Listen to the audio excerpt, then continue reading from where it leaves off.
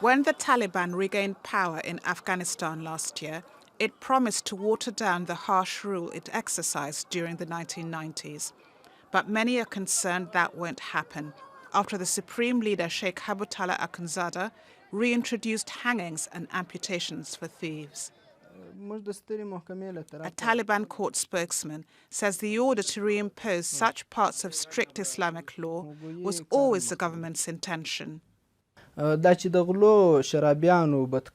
Punishing thieves, wrongdoers, alcohol drinkers and killers is Islamic Sharia. This is why Sheikh Habibullah has given these series of recommendations. The policy and plan of the Islamic Emirate is to follow Islamic Sharia based on the Quran and Hadith.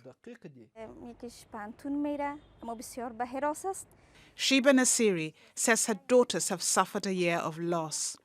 They're no longer allowed to go to school or university, and as of last week, they can't go to the park. But she says new guidance for punishing criminals will set Afghanistan back.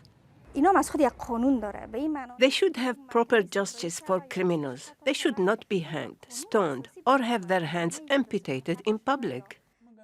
Some analysts say the Taliban is trying to further its legitimacy by applying Islamic law to its fullest extent. Do we need such strict rules and laws? Because Afghanistan is not the only Islamic government. We have more than 50 Islamic governments.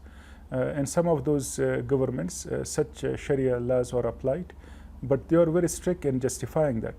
Public floggings and executions were common under the Taliban until it lost power in 2001, when the US and allied forces invaded. The question for many is whether the Supreme Leader's order will lead to a repeat of the past. And if it does, the Taliban could face even further isolation. Barbara Angopa, Al Jazeera.